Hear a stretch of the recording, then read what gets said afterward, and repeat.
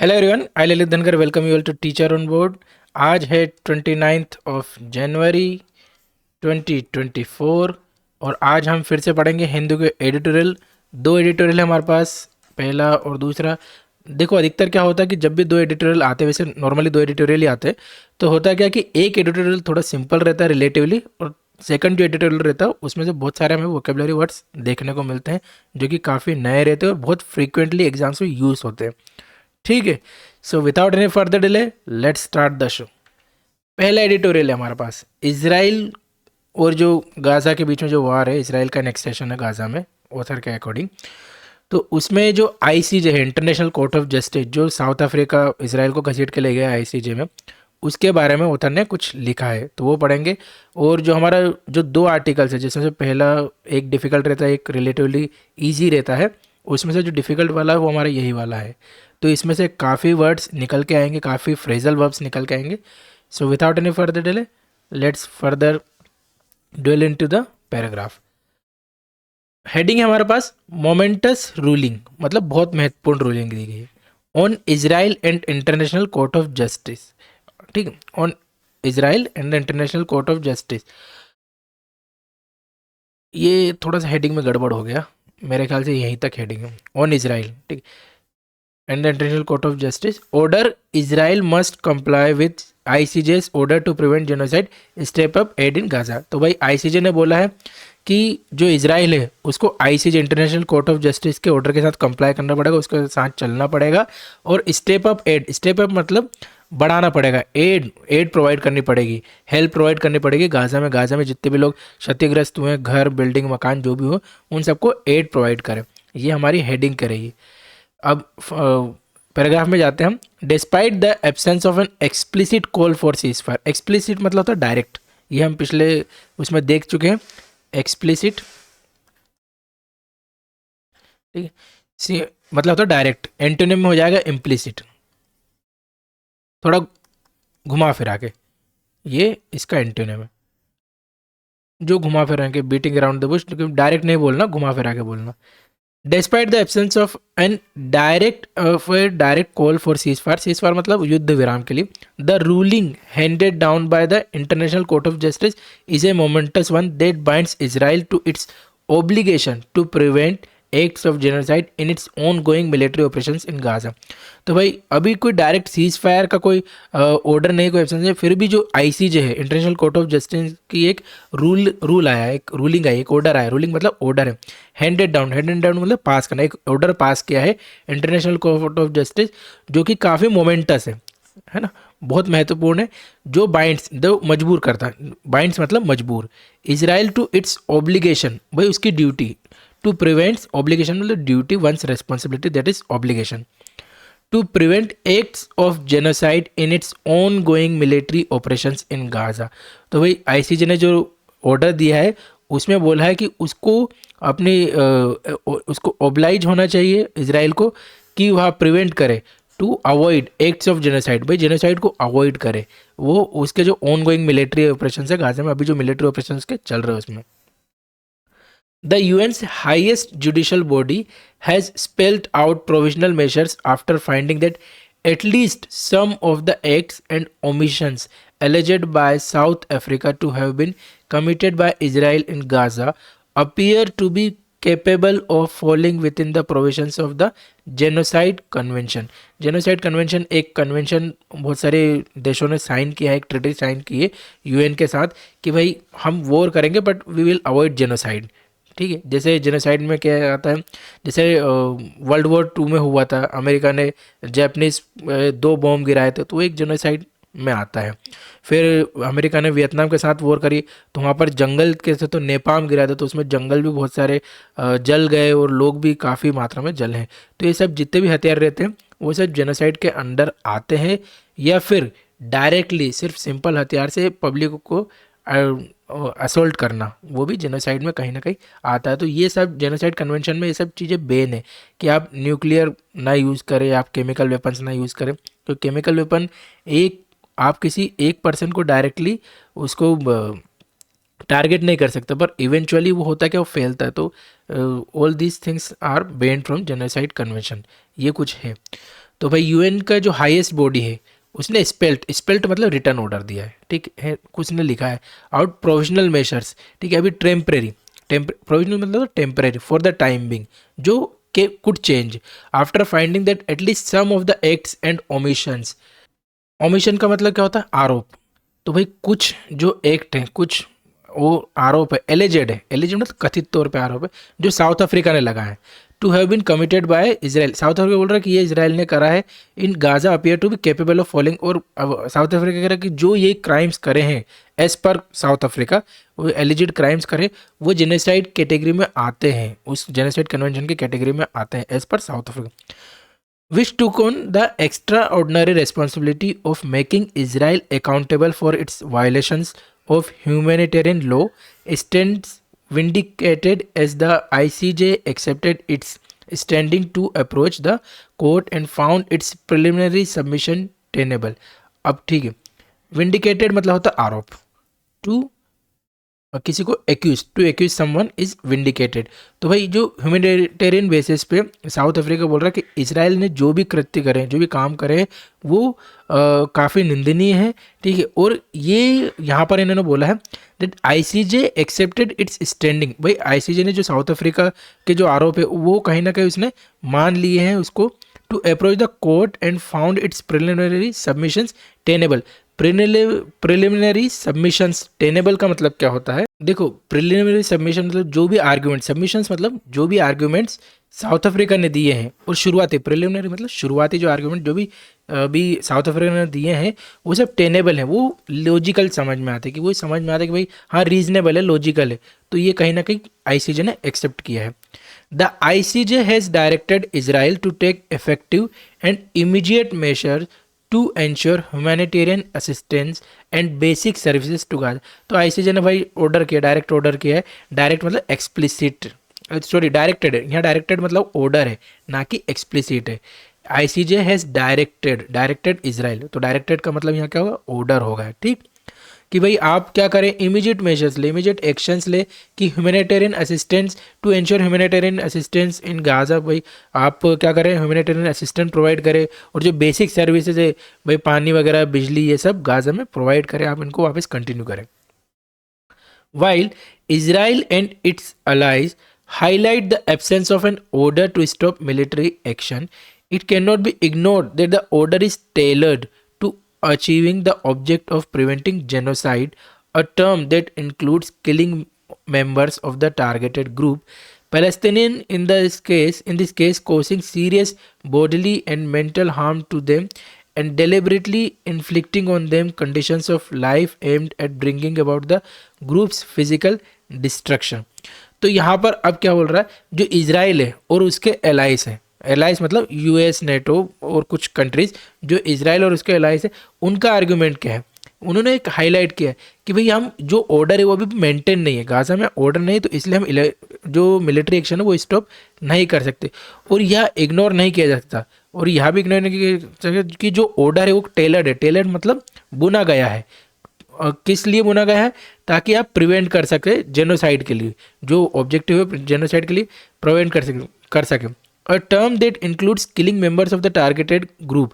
और ये क्या है कि कुछ टारगेटेड ग्रुप्स है, ठीक है, उनको इंक्लूड करती है, उनकी किलिंग्स को इंक्लूड करती है, ये सब इसलिए बुना गया। Palestinian in this case causing serious bodily and mental harm to them and deliberately inflicting on them conditions of life। देखो अभी अगर पैलेस्टीनियन डेलिबरेटली जानबूझकर क्या कर रहे हैं, बॉडली और मेंटल हार्म कर पहुंचा रहा है, किसको? इजराइल को। ऐसा इजराइल का कहना है, इजराइल का अपना स्टांस है इस चीज पर। और वहीं पर inflicting on them conditions of life aimed at bringing about the groups physical destruction. और ये इंडिकेट कर रहा है, ये इन्फ्लिक्ट कर रहे हैं और थोप रहे हैं कि कंडीशंस लाइफ एम्ड कंडीशंस है, जो कि फिजिकल डिस्ट्रक्शन कहीं ना कहीं इजराइल ग्रुप्स को पहुंचा सकते हैं। The order is a moral and legal indictment of Israel for bombing health facilities, designated safe areas and densely populated areas. ठीक है, ये इंडिक्टमेंट का यहाँ पर जो ऑर्डर आया है कोर्ट की तरफ से, आईसीजे, उसने एक मोरल और लीगल एक्यूसेशन किया है, ठीक है, कि इजराइल क्या कर रहा है, health facilities, health care centres, hospitals, इनको बॉम्ब कर रहा है। और designated safe areas, designated safe areas पता क्या होता है? जब भी जैसे कहीं पर वॉर छिड़ती है तो जो यूनाइटेड नेशन रहता है उसकी एक टीम जाती है, डॉक्टर्स की टीम वगैरह जाती है, तो वो क्या करते हैं, वो एक जोन डिक्लेयर कर देते हैं कि यहाँ पर आप बॉम्ब ना करें, यहाँ पर जितने भी घायल है, वॉर में घायल है या फिर इनोसेंट पीपल है वो घायल है, तो उनका हम इलाज कर रहे हैं, तो वो एक एरिया सेट कर देते। तो designated safe areas, densely populated area, यहाँ पर इसराइल बॉम्ब कर रहा है, ऐसा आईसीजे का एक्यूजेशन है, इंडिक्टमेंट है, ठीक है। इंडिक्टमेंट मतलब एक्यूजेशन, आरोप, ये सब होता है। नेक्स्ट पैराग्राफ में है हमारे पास the most of the provisional measure, provisional मतलब temporary measures were favoured by a 15-2 majority shows a high degree of consensus on steps to prevent genocide। अभी 15-2 से जीता है, जैसे सॉरी जो 15-2 है, देखो अगर आईसीजे में भी वहाँ पर भी बहुत सारे जजेस बैठते, तो 15 जजेस ने इजराइल के अगेंस्ट दिया है वोट, और 2 ने या तो न्यूट्रल रहे होंगे या फिर इजराइल के फेवर में दिया होगा। ये है 15-2 से ये मेजोरिटी में एक ऑर्डर पास किया गया है, high degree of consensus on the step to prevent genocide. भाई high degree of order provide किया कि आप जेनोसाइड को अवॉइड करें, to prevent genocide. A blanket order for cessation of hostilities may have been divisive. Cessation मतलब होता है to stop, to cease something. अभी ये जो ब्लैंकेट यहाँ पर दिया है इसका मतलब सारा एक कॉम्प्रिहेंसिव ऑर्डर, भाई इसमें सब आ गया, ठीक है। एक ऐसा ऑर्डर दिया जिसमें सारे जितने भी एक्यूजेशन है उसको लेकर, और उस पर एक जनरल ऑर्डर दिया है कि भाई वो सब लगभग सब पे अप्लाई हो सब। तो एक जनरल ऑर्डर दिया सिचुएशन मतलब टू स्टॉप हॉस्टिलिटीज, हॉस्टिलिटीज जो मिलिट्री एक्शंस हो रहा है वो स्टॉप करने के लिए इजराइल को ऑर्डर दिया गया आईसीजे के द्वारा। It might be divisive, divisive मतलब होता है इट माइट बी विभाजनकारी हो सकता है कि भाई कुछ इससे एग्री ना करे, कुछ एग्री करे। जैसे आगे लिखा भी है, नॉट मैनी में agree that there can be no military response to a terrorist attack. भाई बहुत सारे लोग डिसएग्री करेंगे कि अगर किसी ने टेररिस्ट अटैक किया, से अगर पाकिस्तान से या फिर वहाँ से कोई टेररिस्ट आके इंडिया पे अटैक करता, तो बहुत सारे लोग कहेंगे कि why we are not responding in the same manner, कि भाई हम क्यों नहीं मिलिट्री रिस्पॉन्स करते हैं। तो और वहीं पर कोर्ट कहते हैं नहीं नहीं हम ये नहीं करेंगे या फिर ये जेनोसाइड में कहलाएगा। तो इस तरह से लोगों के जो डिसीजन है, लोगों के विचार है वो विभाजित है, वो बटे हुए हैं। And render it easy to ignore, render मतलब प्रोसेस है ना, ये प्रोसेस जो है ये तरीका है। And it is easy to ignore. The order makes it difficult for Israel to choose a policy deliberate non compliance. The world should goad मतलब Israel into complying with the measures. Goad मतलब भी वही होता है to order somebody, ठीक है। आप accused कर सकते हो, टू एक्यूज समबडी, आप the world should accuse Israel into complying with the measures while carrying out legitimate military operations। और वर्ल्ड कह सकता है कि भाई आप लेजिटिमेट मिलिट्री ऑपरेशंस कीजिए, ये आप जेनोसाइड वगैरह जिस तरह से आप जा रहे हो that is not correct. Its leaders should avoid statements that may be seen as inciting genocide. और उनके लीडर्स को ऐसे स्टेटमेंट से बचना चाहिए, इजरायली लीडर्स को ऐसे स्टेटमेंट से बचना चाहिए जो कि ऐसा लगे कि भाई ये जेनोसाइड को प्रोवोक कर रहे हैं, they are provoking genocide. The part of the ruling that asks for a report in 1 month on steps taken to implement the measures can apply only mean that Israel has to demonstrate progress on the extent of humanitarian aid it has permitted. तो अब एक ruling का एक part है, ठीक है, report में जो ऑर्डर दिया है उसमें एक पार्ट है, उसमें पूछा गया कि भाई एक मंथ के अंदर एक स्टेप्स आप लें, within a month Israel should take a step जो कि डेमोन्स्ट्रेट करे कि जो इजराइल है वो ह्यूमैनिटेरियन एड कर रहा है, वो ह्यूमैनिटेरियन को सपोर्ट कर रहा है।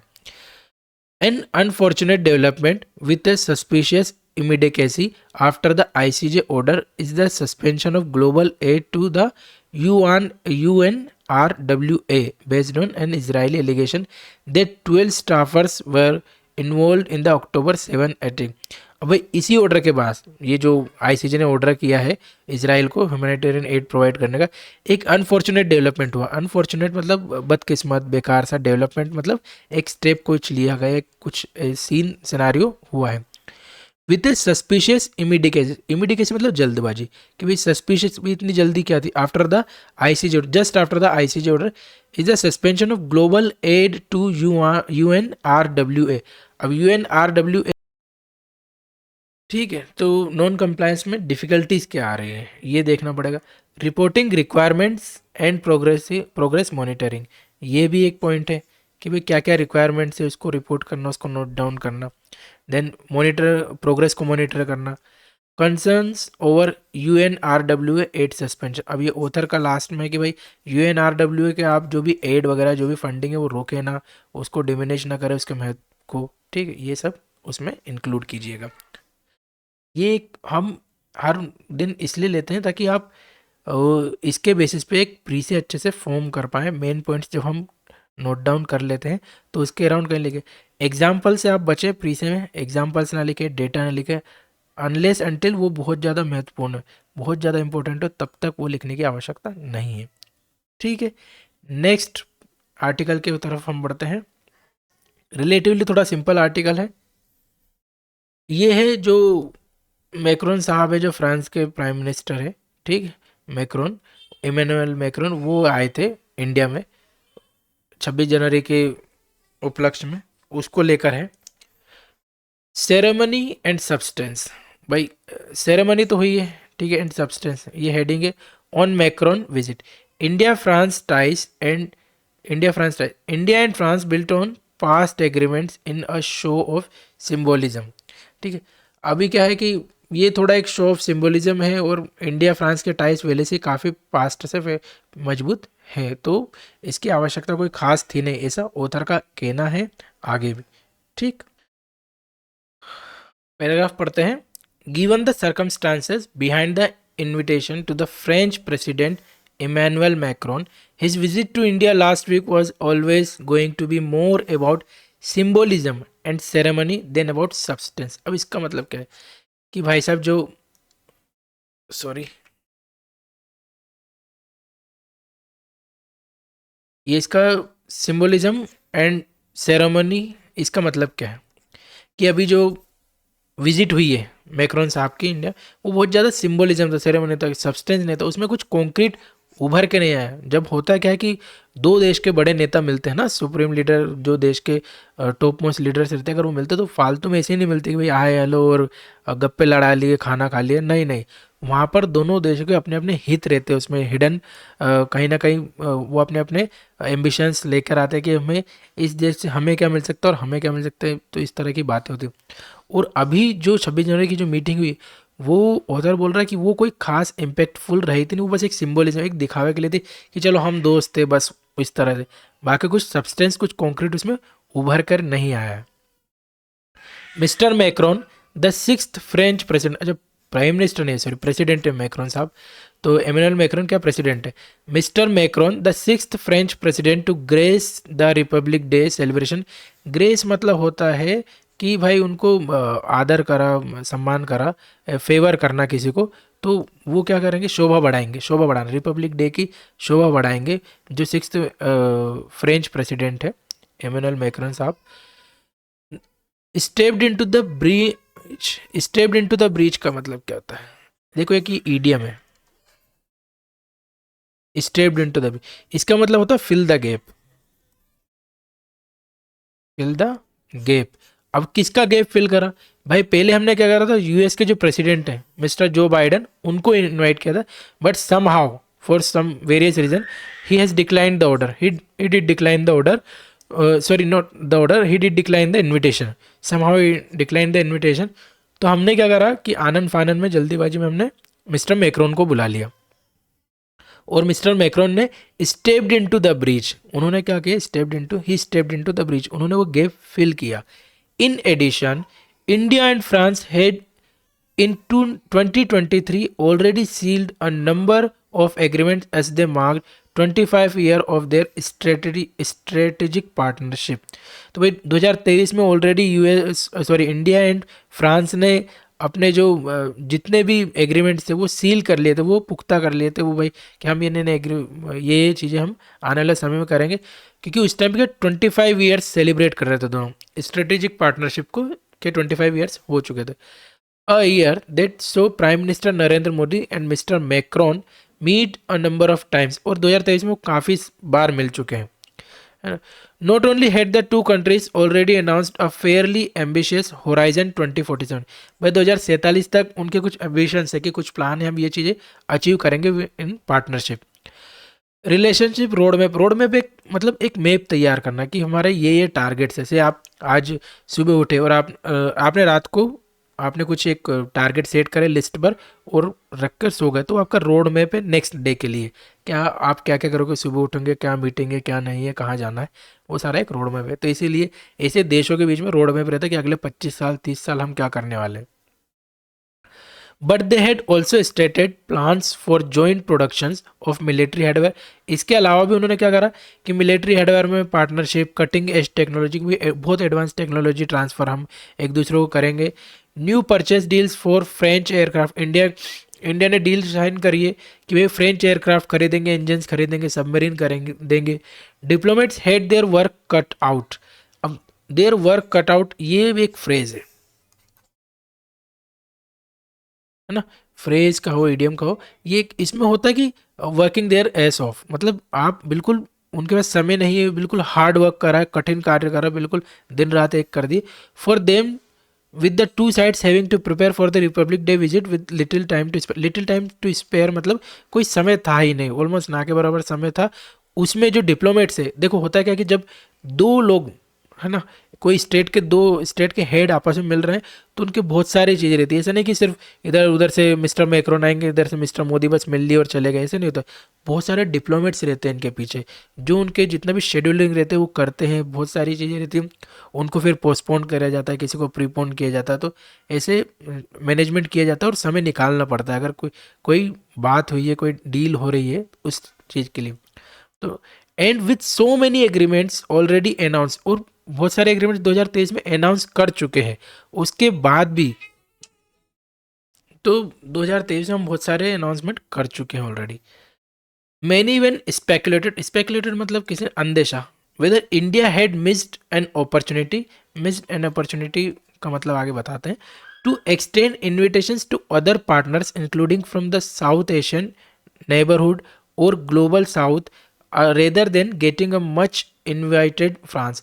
अब भाई ये बोल रहा है कि जो बहुत सारे लोग ऐसे स्पेकुलेशन लगा रहे हैं, ऐसे सोच रहे हैं कि क्या इंडिया ने मिस एन अपॉर्चुनिटी, क्या इंडिया ने वो ट्रेन मिस कर दी है कि वो फ्रांस को तो बहुत बार 2023 में मिल चुका है, बुला चुका है, और काफ़ी बार हमने पहले भी 26 जनवरी है इस तरह के ओकेशंस में हम फ्रांस को इनवाइट कर चुके हैं.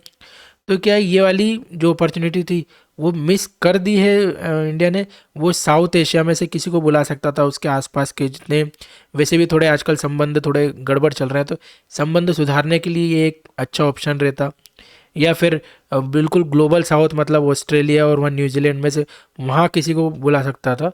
तो वो कहीं ना कहीं एक स्पेकुलेशन लगा रहे हैं, अंदेशा लगा रहे हैं कि कहीं ना कहीं इंडिया ने हो सकता है एक ट्रेन मिस कर दी, एक अपॉर्चुनिटी मिस कर दी हो. As a result, it is understandable that many of the agreements announced after the Modi Macron meeting in Jaipur and their time together watching the Republic Day parade were essentially built on the roadmap. अब ये एक फिर से वही बात है कि ये बहुत सारे ऐसा सोच रहे हैं अंडरस्टैंड कि बहुत सारे जो एग्रीमेंट्स है वो पहले ही जो जयपुर में मीटिंग हुई थी, ठीक है, उसमें हो चुके थे. और अभी जो रिपब्लिक डे में जो दोनों का टाइम था वो कहीं ना कहीं वही जो रोड मैप, जो दोनों का रोड मैप है, जो पार्टनरशिप का रोड मैप है, उसी में कहीं ना कहीं उसके अराउंड इर्द गिर्द वो घूमता है. These include the Defense Industrial Roadmap, meant to expand on plans for the two countries to co-design, co-develop, and co-produce defense hardware in the air, land and sea. तो भाई ये बोल रहा है कि वही आगे ये एग्जाम्पल्स है कि, और वो इसके अंदर गया है कि किस किस तरह के रोड मैप उसने इन दोनों ने तैयार किए कि डिफेंस के सेक्टर में हमने एक रोड मैप तैयार किया जिसमें हम को डिज़ाइन करेंगे, को डेवलप करेंगे, साथ में डिज़ाइन करना, साथ में डेवलप करना, साथ में प्रोड्यूस करना, है ना, डिफेंस हार्डवेयर. और तीनों जगह के, एयर लैंड और सी के तीनों के, ऐसा नहीं स्पेसिफिक की एक जगह का, तीनों जगह, मतलब ऑल राउंड वो कर रहे हैं, ठीक, ऑल राउंड अप्रोच रख रहे हैं. As well as space defence, और स्पेस डिफेंस को भी वो महत्वपूर्ण चीज़ मानते हैं और उसमें भी कहीं ना कहीं वो पार्टनरशिप करना चाहते हैं, कर रहे हैं। In addition the two side signed MoU. MoU मतलब होता है मेमोरेंडम ऑफ अंडरस्टैंडिंग, मतलब एक एग्रीमेंट हुआ है, एग्रीमेंट हुआ है। एमओयू मतलब होता है मेमोरेंडम ऑफ अंडरस्टैंडिंग। मैं लिख देता हूँ MEMORANDUM, मेमोरेंडम ऑफ अंडरस्टैंडिंग, ठीक, मतलब एक return agreement, understanding. MOU documents on agriculture, digital health and science and technology corporation, इसमें भी हुआ है ना। डिफेंस को अलावा भी एग्रीकल्चर सेक्टर में डिजिटल हेल्थ, साइंस के एंड टेक्नोलॉजी में भी कॉपरेशन करेंगे, एक MOU साइन हुआ है। N assembly line manufacture of civilian helicopter, civilian helicopter जैसे एयरबस, टाटा की जो एयरबस है, was a first but a private B2B deal. उसमें से जो पहली जो बात हुई थी वो थी हेलीकॉप्टर डिजाइन, हेलीकॉप्टर मैन्युफैक्चर करने का, civil helicopter, that is Tata Airbus. इनका B2B, B2B मतलब होता है बिजनेस टू बिजनेस डील, इसमें कोई कंज्यूमर नहीं होता। से मान लो आप आपकी कोई स्टील फैक्ट्री है, ठीक है, आप क्या कर रहे हो, रॉ मटेरियल ले रहे हो, कोई कंपनी ए है, उससे आपने स्टील का रॉ मटेरियल लिया, फिर उस स्टील से आप क्या बना रहे हो वो आपके ऊपर, मान लो आप कार्स मैन्युफैक्चर कर रहे हो, बस manufacture, vehicle, so many things, आप स्टील से कुछ इंडस्ट्रियल इक्विपमेंट्स बना रहे हो, तो आपका भी एक बिजनेस है और जो रॉ मटेरियल प्रोवाइड कर रहा है उसका बिजनेस, तो आप दोनों के बीच में डील होना, इसको बोलते हैं बिजनेस टू बिजनेस डील, मतलब B2B deal. The two sides also issued a joint statement on regional and international developments. India has been unable to find such common ground with other partners, including the US and Russia, on the issues, but was able to take shared positions with France on the condemnation of terror attacks in Israel, the need for humanitarian एक second हम गलत पड़ गया थोड़ा सा, US Russia issues with unable to share position with, ठीक है, चलो इतना यहाँ से वापस देखते हैं। जो दोनों साइड है, दोनों साइड कौन से, इंडिया एंड फ्रांस जो है, क्या अगर रीजनल और इंटरनेशनल डेवलपमेंट भी देख रहे हैं, और इंडिया ऐसा कोई कॉमन ग्राउंड, कॉमन ग्राउंड मतलब एक और होता है, एक तो कॉमन ग्राउंड मतलब दोनों के दोनों एक जैसा सोचते हैं, जैसे आप और आपका दोस्त है, उनके कुछ कॉमन गोल्स हैं, तो यू आर, आपके पास कुछ कॉमन ग्राउंड है, कुछ आपके बीच में कॉमन है जिसको लेकर आप काम कर रहे हो। एक और आता है on the same page, on the same page, ये भी वही है, क्यों, किसी एक चीज़ से एग्री करते, we are on the same page, we are on the common ground, हमारे बीच में कुछ कॉमन है।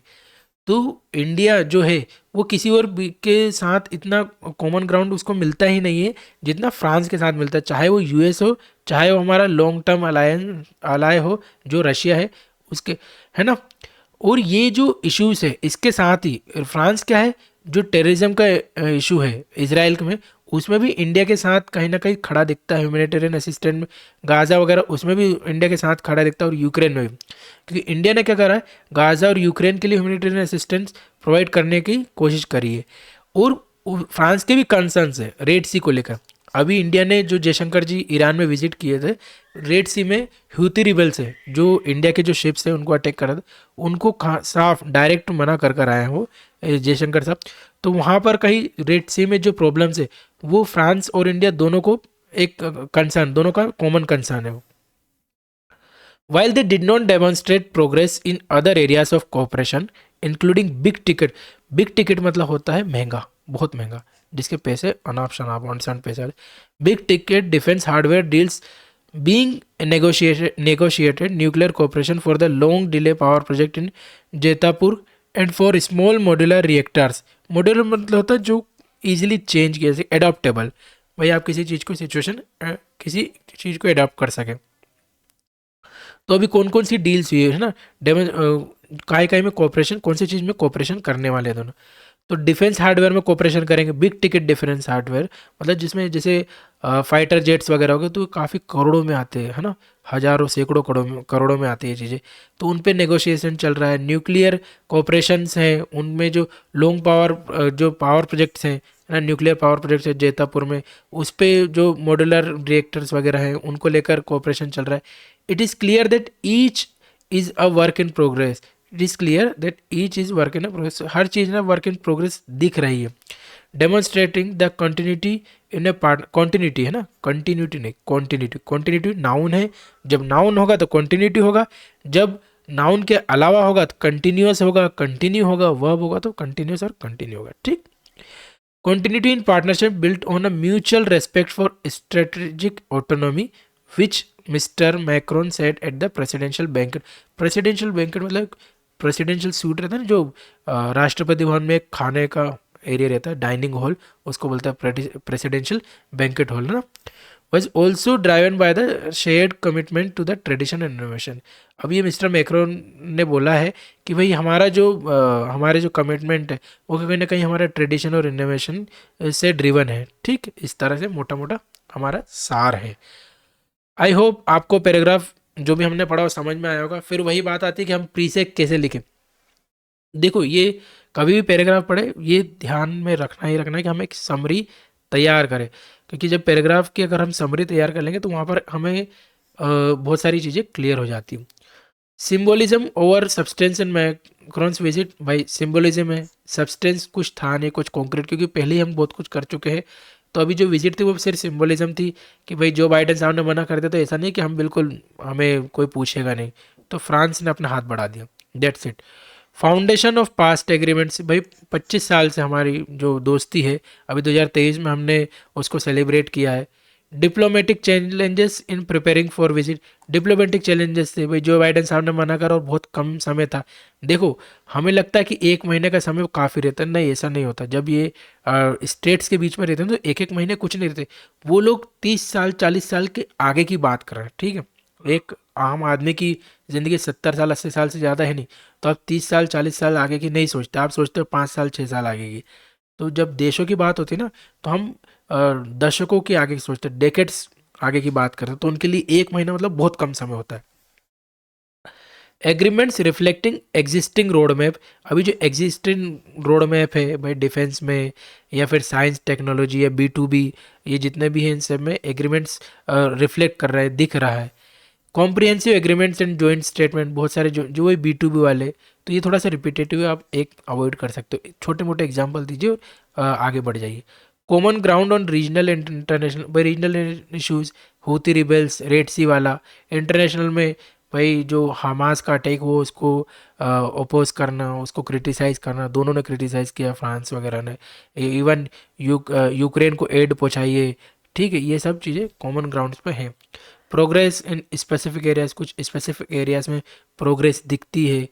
म्यूचुअल रिस्पेक्ट फॉर ट्रेडिशन, भाई अपने अपने ट्रेडिशन को लेके दोनों काफ़ी भावुक हैं, काफ़ी सेंटिमेंटेड है। फ्रांस का अपना कुछ कल्चर है जो भी दिखता भी है। बहुत सी बार उन्होंने जो भी कट्टरपंथी लोग हैं उनके खिलाफ कड़ा एक्शन लिया, क्योंकि फ्रांस का अपना एक कल्चर है, ठीक। ये मेरे ख्याल से काफ़ी रहेगा प्री से। अब देखो इसमें टोन क्या थी, टोन थी थोड़ी सी critical, tone of the paragraph, कि आपने ज़रूरत नहीं थी मैक्रोन साहब को बुलाने की, किसी और को बुला सकते थे, तो क्रिटिकल बोला। सजेस्टिव था, इंफॉर्मेटिव था, ये आप लिख सकते हो, ये 3 टोन आप लिख सकते हो, ठीक है। आई होप आपको पैराग्राफ समझ में आए होंगे दोनों एडिटोरियल। कोई शिकायत हो तो आप कमेंट सेक्शन खुला है, कोई क्वेश्चन हो तो को भी कमेंट सेक्शन खुला है, पूछ सकते हैं। मैं बिल्कुल आपके हर आंसर का जवाब दूंगा, सॉरी हर क्वेश्चन का जवाब दूंगा मैं आपके। सो अगर आपको सेशन अच्छा लगा हो तो लाइक करें, नहीं अच्छा लगा हो तो डिसलाइक कर सकते हैं। शेयर कीजिए, कमेंट कीजिए, सब्सक्राइब कीजिए। Thank you and have a good day.